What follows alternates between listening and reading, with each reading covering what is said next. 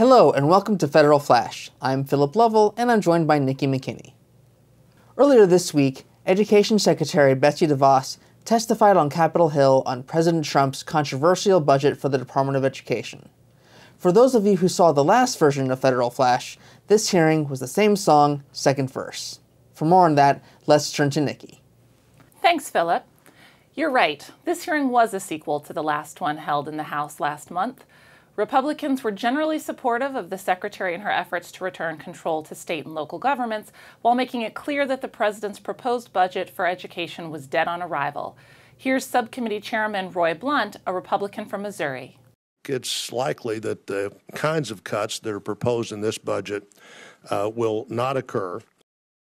Even the nation's governors have weighed in. The National Governors Association sent a letter to House and Senate appropriators calling on Congress to prioritize investments in critical education and workforce training programs. During her hearing, the Secretary was grilled on questions about the administration's public school choice and voucher proposals, implementation of the Every Student Succeeds Act, federal student loan repayment, and the availability of year-round Pell Grants. And in what has to be a first for a congressional hearing on education, there was an interesting back and forth about mayonnaise. Actually, the exchange is a good illustration of exactly how far apart members of Congress are on the issue of school choice.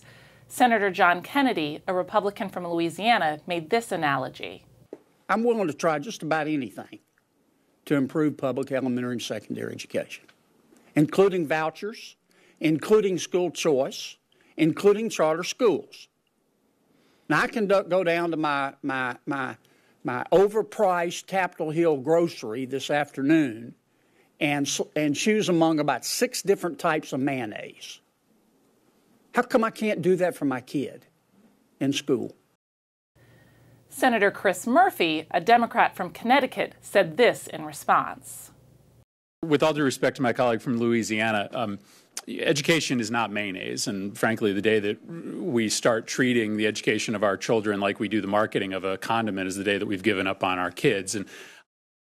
Later in the hearing, Senator Murphy asked DeVos about where the department would draw the line in improving ESSA state plans, particularly the portions related to school support and interventions. Here's how one part of that exchange played out. But that's a question. Is there any support that they could propose that you would deem insufficient under the law? I cannot say that. In other news, there have been some mid-level staffing decisions made at the Education Department over the past few weeks. However, most of the most senior positions, which require Senate confirmation, have gone unfilled, with no one having been even nominated for the roles. Setting back the administration's efforts to staff up was an announcement by Alan Hubbard, who was expected to be nominated for Deputy Secretary of Education, the department's number 2 position, that he was withdrawing his name from consideration. The inability to fill key vacancies at the Education Department directly impacts its ability to function effectively and to carry out its core mission. Finally, on June 1st, the department launched a new federal portal for Individuals with Disabilities Education Act, or IDEA, information. You may recall that a technical issue brought down the education website earlier this year. The new site offers expanded search capabilities and links to special education documents. To access the new website, visit the link below. That's all for now. For an email alert when the next episode of Federal Flash is available, email us at alliance@allfored.org. Thanks for watching. Federal Flash is the Alliance for Excellent Education's video series on important developments in education policy in Washington, D.C. in 5 minutes or less.